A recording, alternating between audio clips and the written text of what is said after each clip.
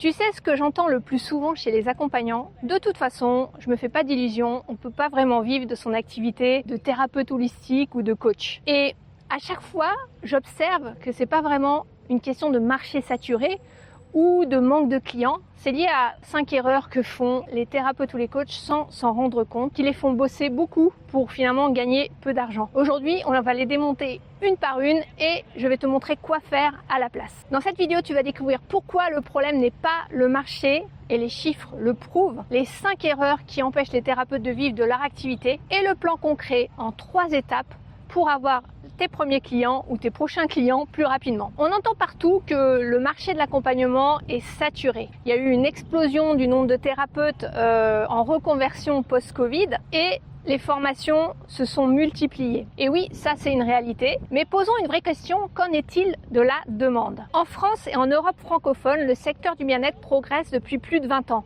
Le marché affiche environ 7% de croissance annuelle depuis plusieurs années et les produits de santé de premier recours, on va dire, ont atteint 4,5 milliards d'euros en 2024, encore en croissance chaque année. Et les troubles anxiogènes ont augmenté de plus de 25% depuis 2020 selon l'OMS. Et le développement personnel, il vient soutenir la médecine conventionnelle et la thérapie holistique aussi. Et à l'échelle mondiale, une part massive des dépenses de santé se déplace vers le bien-être et la prévention. En France, la santé mentale a été déclarée grande cause nationale. Près d'une personne sur 4 vivra un trouble psychique malheureusement dans sa vie et près d'un tiers des Européens utilisent déjà des approches complémentaires. Donc objectivement, le marché, il est là, la demande est là. Les gens ont des problèmes réels, de la fatigue chronique, de l'anxiété, des troubles digestifs liés au stress, une perte de sang, du burn-out, du bore-out. Le besoin, il est énorme. Et pourtant, j'entends encore, je me fais pas d'illusions, on peut pas vivre de son activité de thérapeute ou de coach. Pour moi, la vraie question, c'est pas est-ce que c'est possible, c'est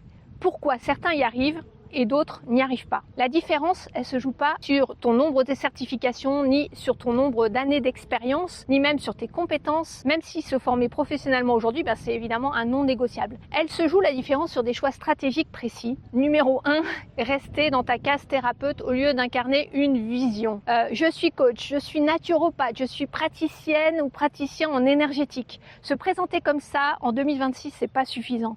Un titre, c'est juste un titre et ça parle pas à ton client. Ce qui attire, c'est ta vision. C'est la transformation que tu apportes, c'est le bénéfice concret que tes clients vont vivre grâce à ton expertise. Et les clients, ils achètent plus un accompagnement, ils achètent un résultat. Donc si quelqu'un te dit je te recontacte plus tard, souvent ça veut dire que la douleur n'a pas été assez claire, que ta solution ne semble pas assez spécifique. C'est que ton message est bien trop large. Quand tout le monde dit j'accompagne vers un mieux-être, je vous aide à vous reconnecter à vous-même, je propose un accompagnement personnalisé, ça c'est un peu tout ce que tout le monde dit finalement. Ton client, il retient pas grand-chose de ça et c'est un discours qu'il a bien trop entendu. À la place, tu as besoin de clarifier une proposition de valeur qui soit forte. Ta communication, elle doit répondre à 4 questions simples. Quelle douleur précise?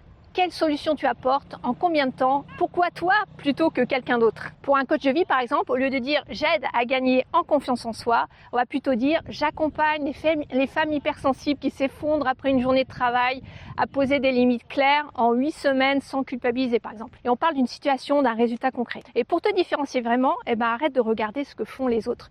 Regarde ce que l'on te demande naturellement, les sujets qui reviennent le plus souvent, ton propre vécu et ce qui devient un peu une obsession pour toi pour trouver les bonnes solutions. Puis tu vas créer et structurer ton approche, mettre des mots sur ta manière d'accompagner. Et si tu fais comme ton confrère ou ta consoeur, c'est que tu n'as pas encore trouvé vraiment ton alignement entre qui tu es, ce que tu proposes et ton approche. L'objectif ici, c'est de passer de thérapeute parmi les autres à le référent ou la référente sur ton sujet. L'erreur numéro 2, c'est de parler de ta méthode au lieu du problème réel. J'utilise la sophrologie, la respiration, la visualisation, je travaille avec des huiles essentielles, je propose un accompagnement énergétique personnalisé.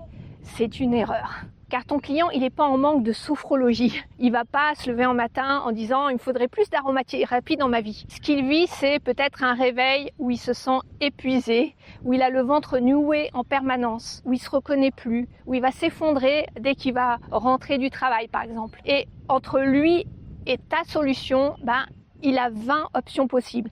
Un psy, un médecin, un thérapeute ou un coach. Alors comment il va choisir en fait? Selon 3 filtres qui sont très simples. 1. Est-ce que je me sens compris ou comprise? 2. Est-ce que j'ai confiance en cette personne? Et 3. Est-ce que sa solution me paraît claire, me paraît évidente? Si tu parles uniquement de ta méthode, tu rates le premier filtre. La connexion, elle se fait pas. À la place, tu vas pouvoir parler de la situation avant de parler de l'outil, la situation qu'il vit. Donc commence par décrire sa tranche de vie, là où il en est, sa douleur, son blocage précis. Quand une personne se sent reconnue dans ce qu'elle vit, c'est le début d'un chemin de confiance entre vous, d'une relation de confiance. Ensuite seulement, tu peux expliquer ton approche. Et pour renforcer la prise de décision, tu vas pouvoir travailler sur 3 leviers. La confiance à travers les témoignages, les retours d'expérience, ton propre vécu sur le sujet. Exemple, tu vas raconter comment toi tu es passé à travers une période de burn-out et tu as structuré un cadre précis pour t'en sortir.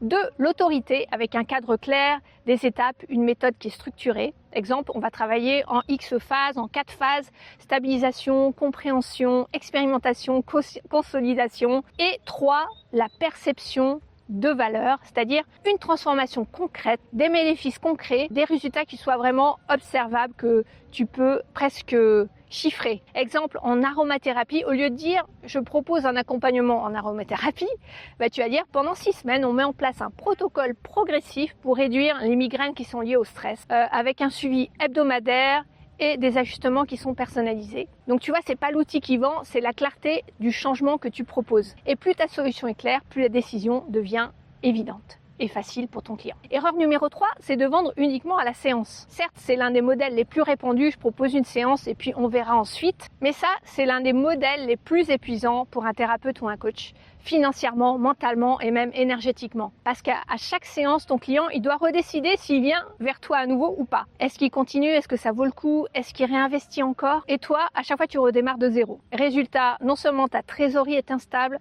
tes revenus ne sont pas prévisibles et ça crée aussi beaucoup de charge mentale.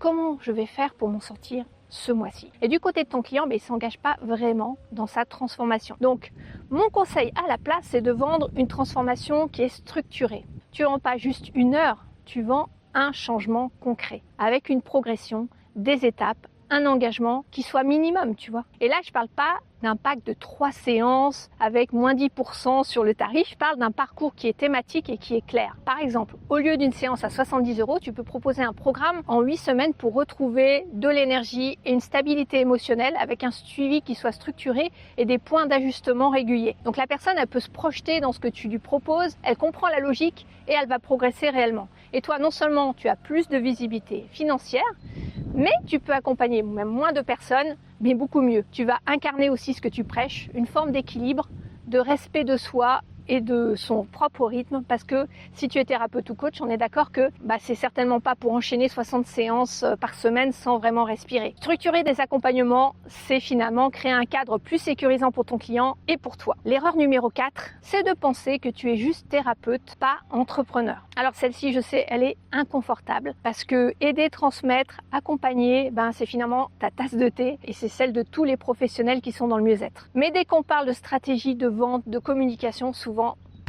ça coince. Comme si être entrepreneur, c'était incompatible avec une forme d'éthique. Pourtant, si tu es indépendant ou indépendante, si tu dois trouver tes propres clients, tu es aussi de facto entrepreneur. Et refuser cette casquette, c'est souvent ce qui met à mal ton activité et qui la rend instable. Communiquer, c'est pas juste faire un joli logo, créer un site, imprimer des cartes de visite et publier sur Instagram. Ça, ce sont des outils, mais ce ne sont pas une réelle stratégie. Une stratégie, c'est basé sur le fait de comprendre comment une personne finalement prend ses décisions. Elle ne vient pas te voir parce que tu as un diplôme ou un titre ou une certification. Elle vient te voir parce qu'elle a un problème à résoudre. Et entre elle et toi, encore une fois, il y a d'autres professionnels, des tas de solutions possibles, même des solutions gratuites. Et il y a aussi ses propres doutes sur sa capacité à réussir. Donc ton rôle à toi, c'est de faciliter son choix. Et donc adopter une posture entrepreneuriale qui soit sienne. Ça ne veut pas dire devenir agressive ou manipuler, comme on peut souvent l'imaginer. Ça veut dire simplement clarifier ton message, structurer ton offre,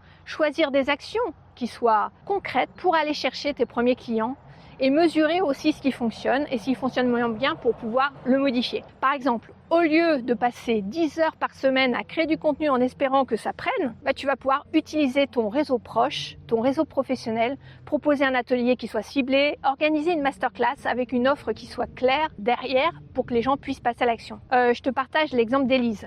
Elle peut accompagner sur plein de sujets, mais on a choisi une porte d'entrée précise, les femmes qui sont en préménopause. On a structuré une masterclass, mobiliser son réseau et proposer un accompagnement qui est clair derrière. Est-ce qu'elle est capable d'accompagner sur d'autres sujets ou d'autres problématiques? Oui, évidemment. Mais elle a choisi une porte d'entrée. Et c'est ce choix qui crée finalement de l'attraction. Erreur numéro 5, c'est se disperser, surtout sur les réseaux sociaux. Alors celle-ci d'erreur, je la vois tout le temps. Des heures à créer du contenu, à réfléchir sur quoi tu vas poster, à regarder ce que font les autres, à regarder tes stats, combien de vues j'ai eu, etc.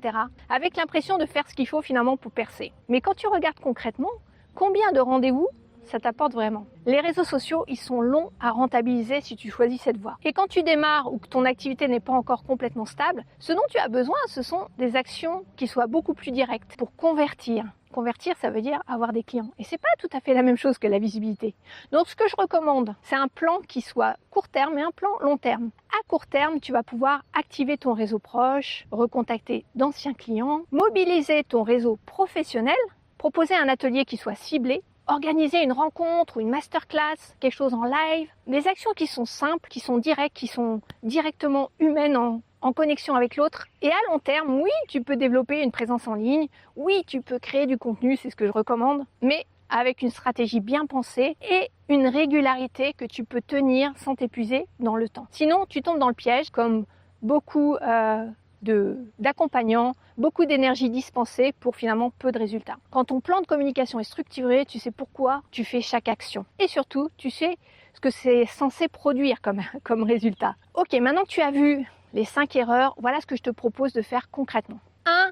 Clarifie ta porte d'entrée. Choisis une situation précise, un moment de vie, un problème qui est clair pour permettre aux gens d'entrer dans ton univers. Pose-toi ces simples questions. Qui j'aide en priorité? Sur quel problème précis? Et quelle transformation je peux promettre de manière responsable. Ça, c'est ta porte d'entrée. Ensuite, 2, tu vas structurer une offre avec un cadre qui est clair. Donc, tu vas penser plutôt parcours, définir une durée, des étapes, un objectif concret pour les personnes et un engagement qui soit minimum pour toi comme pour eux. Encore une fois, plus c'est clair, plus c'est rassurant. Et plus c'est rassurant, plus la décision est simple à prendre pour ton client. 3, tu vas mettre en place un plan d'action cohérent. Le plan peut être très simple et adapté surtout à ta personnalité, à ton mode de communication. Tu peux être en ligne, en présentiel, via ton réseau, via des ateliers, via des masterclass. Choisis d'abord, planifie, implémente et ensuite ajuste, un pas après l'autre. Donc non, c'est pas un manque de clients lié à une saturation du marché, c'est 1, ton positionnement, 2, le modèle que tu choisis et 3, ta posture. Et ça, c'est plutôt une bonne nouvelle parce que tout ça, ça se travaille. Et si tu veux déjà faire un premier pas concret, je t'invite à regarder la vidéo juste ici que je te recommande ou en cliquant sur le lien dans la description.